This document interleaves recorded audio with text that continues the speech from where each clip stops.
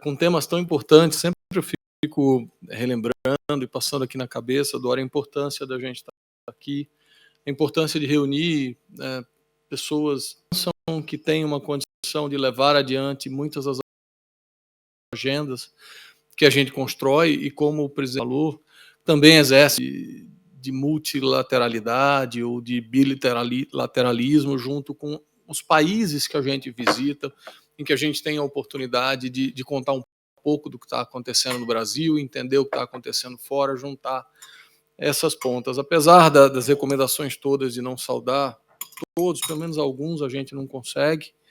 Então, ministro Gilmar Mendes, aqui o governador Riedel, em seu nome, governador, saúdo todos os governadores e representantes do setor público presentes, do querido amigo Fábio, que a gente fica super feliz, toda a iniciativa privada. Hoje, a nossa missão aqui é falar um pouco do estratégico que o mercado financeiro pode exercer na ativação da economia brasileira.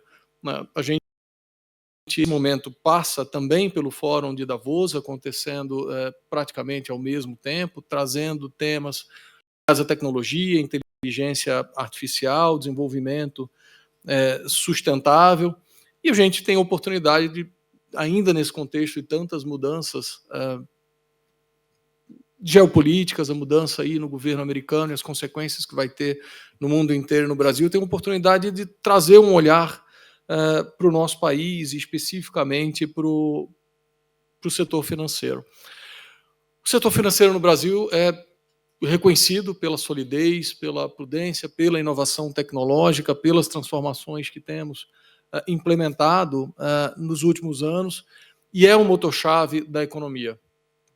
Quando a gente considera a importância da ampliação do crédito, do financiamento a setores estratégicos, nesse momento também com um direcionamento de recursos para a transição energética e a importância da redução do custo de capital.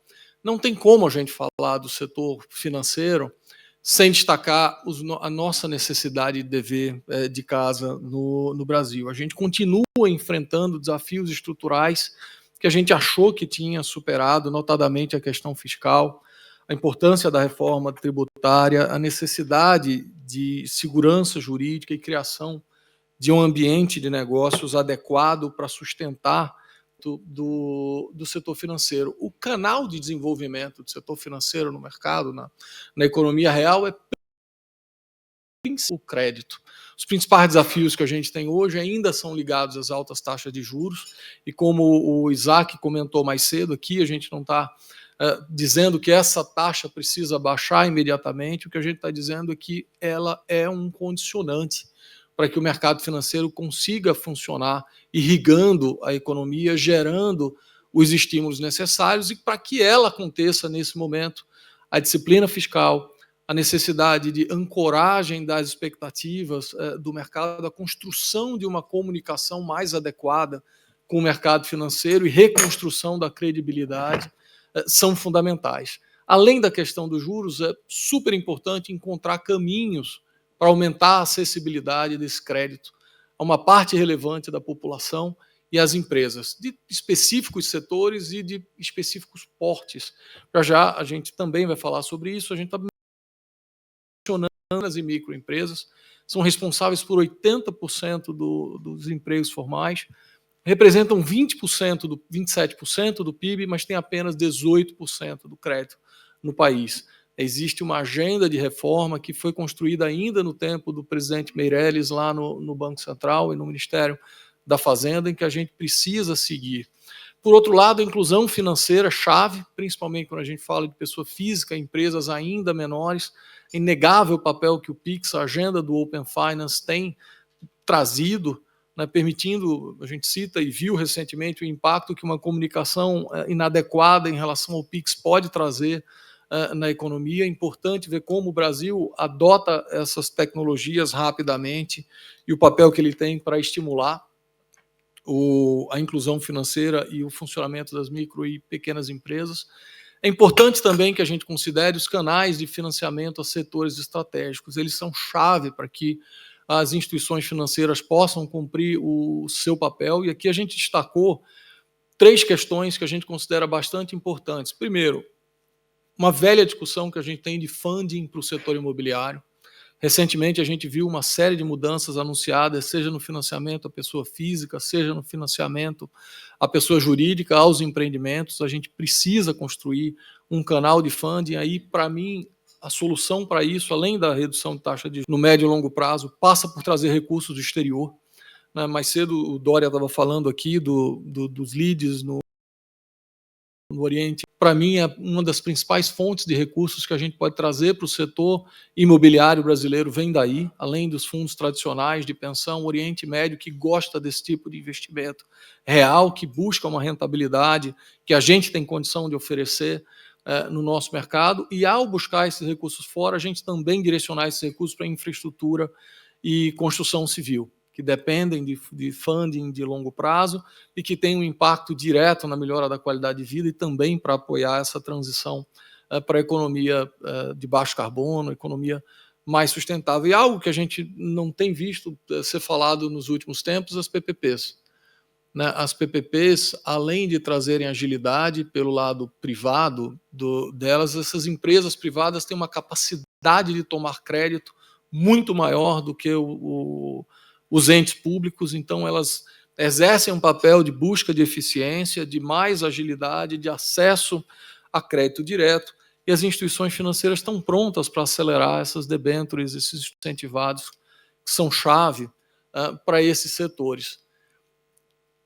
Destacando novamente o papel desses setores no estímulo à economia, a gente precisa chamar a atenção, novamente ligando a transição energética à energia solar.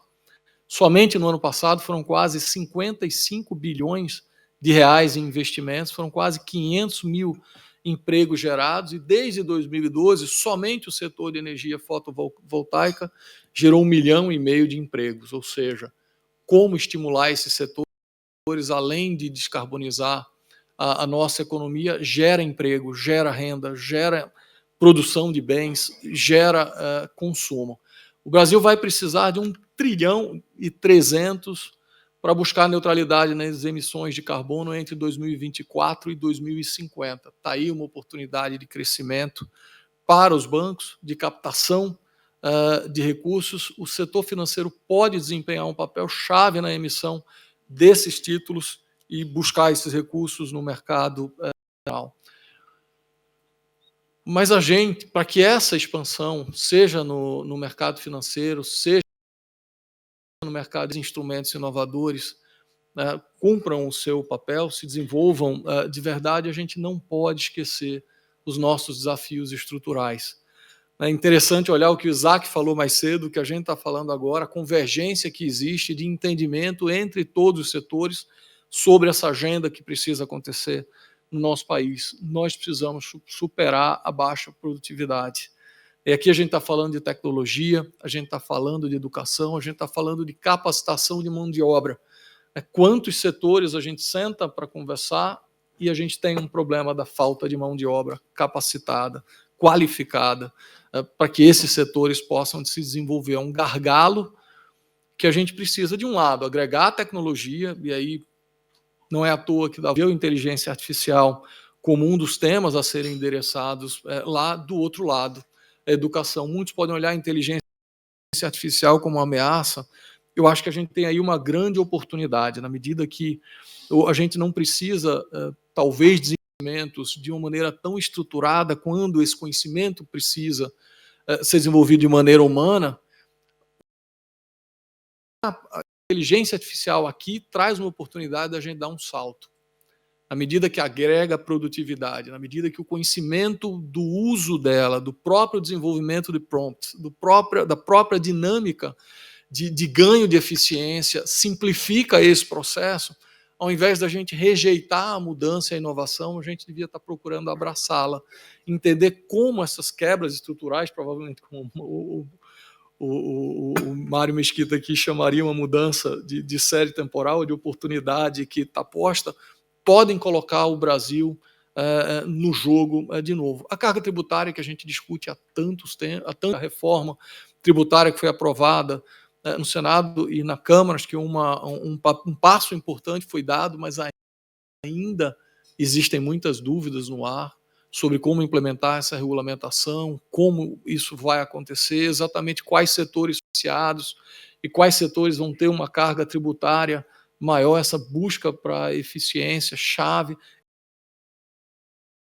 forma tributária da sua implementação e da distribuição de recursos é chave. A gente não pode achar que o passo que foi dado resolveu a questão. E, por fim, acho que a mãe de todos os temas nesse nosso momento, a questão fiscal.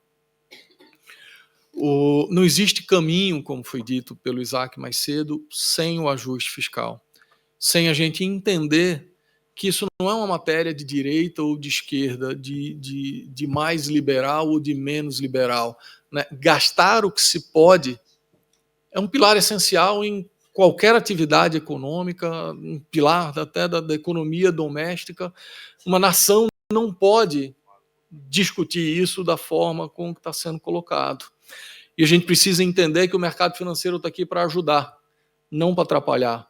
Né? Um mercado financeiro que flui, que estimula a economia, que faz gerar emprego e renda, é chave para o país. Nenhum banqueiro acorda de manhã dizendo que hoje não vai gerar emprego e renda, não quer gerar resultado. Então, o que a gente precisa é gerar uma convergência aí de entendimentos, de uma agenda-chave para que o país possa se posicionar e a gente possa voltar a um ciclo de crescimento sustentável. E aí, quando a gente olha especificamente para o mercado financeiro, a gente tem uma série de desafios, mas oportunidades também.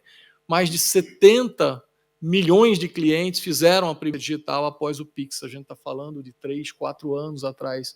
Esses brasileiros e brasileiras foram incluídos no sistema financeiro, capacidade de entender como lidar com gasto, de como lidar com o sistema financeiro, de como consumir produtos e planejar melhor a sua vida. E, claro, isso também vira resultado para o sistema financeiro. O número de usuários ativos cresceu de 77 milhões para 152 milhões de brasileiros que passaram a acessar o sistema financeiro. Da mesma forma, 42 milhões de usuários do Open Finance já estão habilitados nas instituições financeiras. Mas tem a ver com o que a gente estava falando há pouco. Mais pessoas incluídas significa que a gente tem mais informação. Ao ter mais informação, a gente consegue tomar decisões mais adequadas relativas a crédito. Ao colocar mais crédito na mão de pessoas físicas e pequenas empresas, a gente gera emprego, gera renda, gera consumo, gera investimento. Essa roda gira de maneira sustentável. Uma decisão melhor de crédito faz os bancos também terem mais confiança, avançarem nesses segmentos que precisam de mais atenção e mais crédito. Mas a gente precisa lembrar de alguns temas importantes. Segurança jurídica e regulatória chave. Né? Mais cedo, pergunta sobre Basileia 3 é verdade. Existe uma agenda estruturada de mudança regulatória, IFRS 9, reconhecimento de operações de crédito, 4966, uma forma diferente de fazer a provisão para essas operações. O Banco Central tem sido muito responsável, muito ponderado, muito equilibrado na dinâmica de inserção dessas mudanças regulatórias. A gente precisa estar atento a todas as mudanças que vêm com a tecnologia.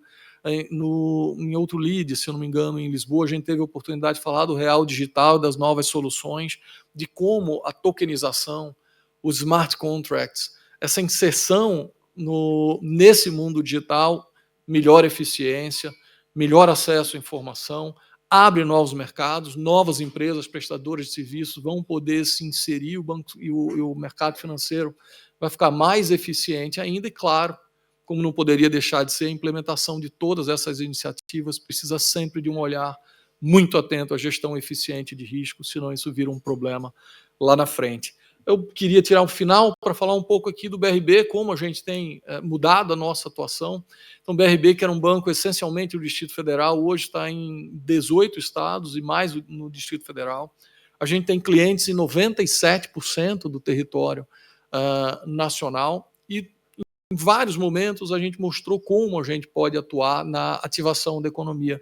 Na pandemia, nós colocamos 32 de crédito somente no Distrito Federal, ajudando a manter a economia funcionando. Na construção civil, que é um dos setores, uma cadeia produtiva mais democrática, mais profunda, nós colocamos nos últimos anos 18 bilhões de reais. Somos hoje o 6º maior banco do país em financiamento imobiliário, o 5º quando a gente fala de financiamento a planos empresários, ou seja, as obras de desenvolvimento do imobiliário.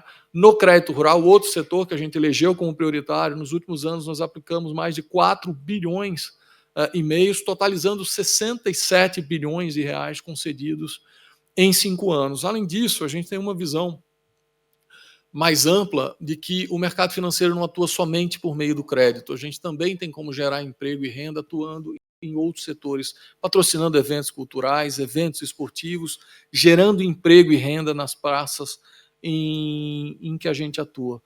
Ou seja, o setor financeiro tem sim condição de continuar exercendo um papel-chave, de ser o motor de um processo de recuperação e crescimento da economia, tanto no setor público quanto no setor privado.